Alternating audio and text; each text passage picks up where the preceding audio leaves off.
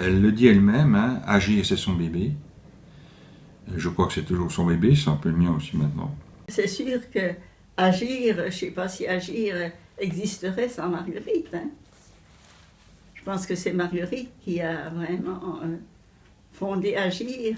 C'est elle quand même tout de suite après, elle était pleine d'idées, Marguerite. Et là, j'ai compris tout de suite qu'on avait affaire à une femme très dynamique. Mais c'est vrai qu'elle nous a un peu quand même boosté pour faire beaucoup de choses. Et puis on s'est trouvé être une équipe qui tournait pas mal, quoi. Parce que quand je lui disais, tu sais, Marguerite, moi je présente aux retraités pour le code de la route, et je dis qu'on est des retraités. Ah, faut pas dire ça, on est des spécialistes. Que nous avions des réunions très conviviales, elle a apporté aussi cette convivialité, elle a surtout développé considérablement le nombre d'adhérents. Marguerite s'est occupée des activités fédératives. Et en fait, elle est elle-même la fédération des différents courants d'Agir. Merci à toi, Marguerite. Sans toi, toutes ces actions menées n'auraient eu lieu.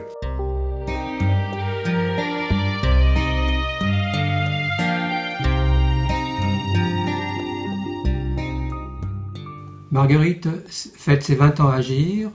Toute l'équipe a souhaité recueillir des témoignages qui relatent son parcours de présidente entre 1999 et 2005. Marguerite, c'est un sourire qui illumine toute l'équipe d'Agir, qui rend solidaire, c'est tout Agir.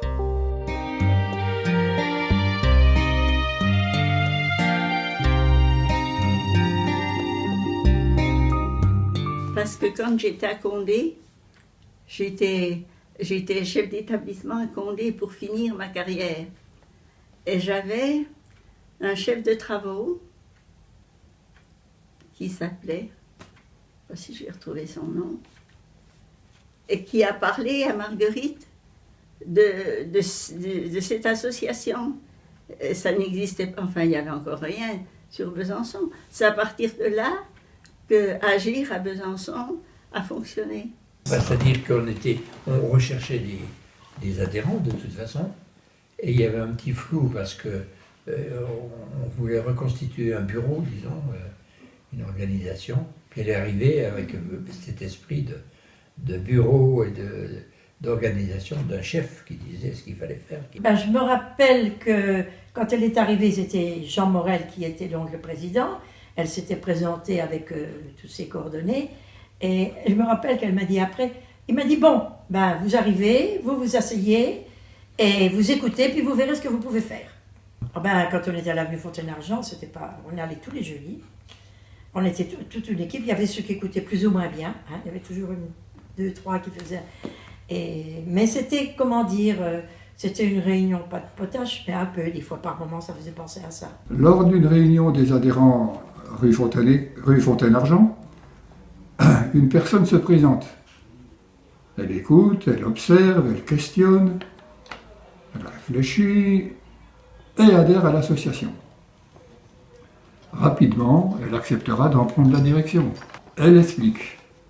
Lorsque je vous ai découvert pour la première fois en plein milieu de l'une de vos réunions, j'ai été saisi par l'ambiance régnante. C'était l'auberge espagnole. Tout le monde débat de tout, de tous les sujets, pêle-mêle, sans ordre du jour, sans animateur. Cela m'a vraiment étonné, et cela m'a beaucoup plu.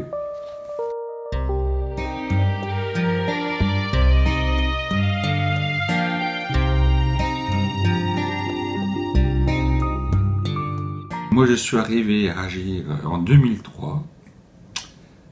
Marguerite était présidente. Depuis quelques années déjà, je pense, oui. Et ce qu'il faut dire, c'est que c'était une femme qui a porté Agir, qui a créé Agir, de fait, qui l'a structuré, qui l'a organisé de façon remarquable. Quand elle a quitté la présidence, c'était en 2005, oui, 2005, je lui ai succédé à ce moment-là. Il y avait 80 adhérents. je crois qu'il y avait peut-être une dizaine d'adhérents au moment où elle a pris sa présidence, donc elle a fait agir, elle a structuré agir. C'est elle qui a amené à agir ici à la maison de quartier Grete-But. Bah, c'est-à-dire que Marguerite, elle avait sa rigueur, elle aimait bien prendre des activités, mais alors il fallait que ça soit suivi, comme elle le disait, comme elle l'organisait. Elle est toujours volontaire maintenant à prendre la parole et à donner son avis. Elle est d'une force incroyable sur elle-même et avec les autres. Ce qu'elle applique aux autres, elle l'applique à elle-même.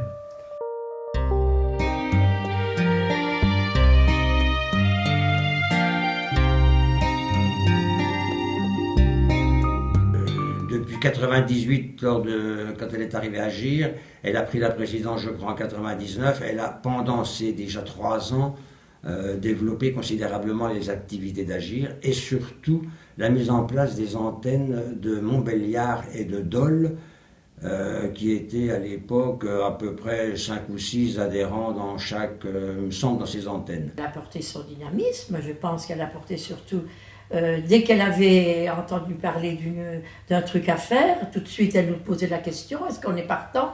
Et à l'époque, les gens étaient souvent tous partants.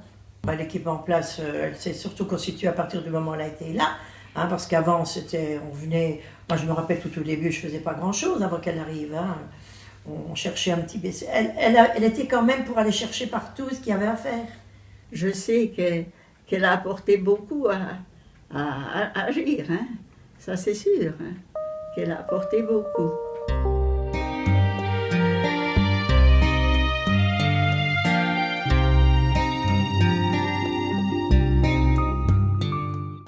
Particulièrement partante pour tout ce qui est création de valeur. Hein.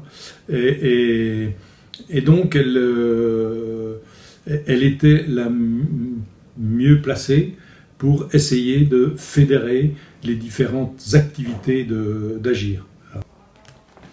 Rapidement, Marguerite acceptera le poste de présidente de la section régionale d'Agir ABCD.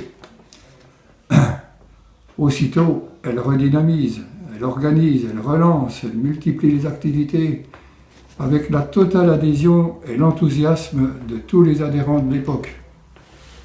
J'ai rencontré Marguerite le 6 janvier de l'an 2000.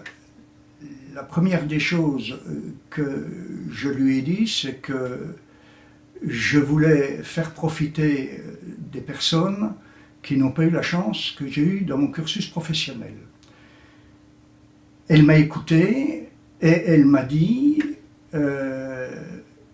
venez à 2 ou 3 réunions et puis ensuite vous prendrez votre décision. Mais on a besoin de gens comme vous.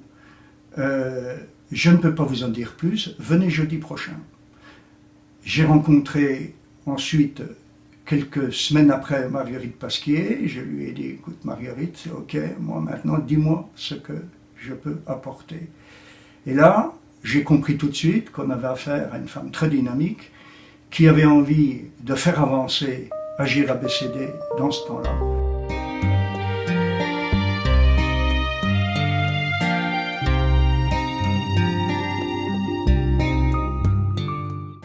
D'une part, c'est un plaisir de pouvoir parler de Marguerite. Et je veux dire que Marguerite, c'est le pilier d'Agir. Hein. Chaque fois qu'on a des questions de fond, d'éthique, de valeur, Marguerite est là pour nous conseiller, pour nous aider. Et je dois dire qu'on a tenu compte beaucoup des avis de Marguerite quand on a voulu quitter Paris. Hein. Et je pense que si Marguerite avait été contre la rupture avec Paris, on n'aurait pas quitté Paris.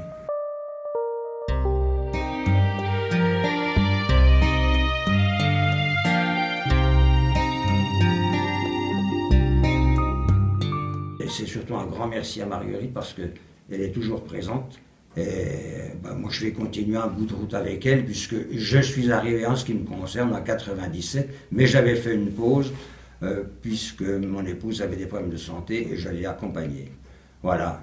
Encore merci Marguerite. Grâce à Marguerite, je crois qu'on a cette belle association Agir, qui existe depuis plus de 20 ans, hein, puisque c'est presque 25, je crois, quelque chose comme ça. Donc voilà.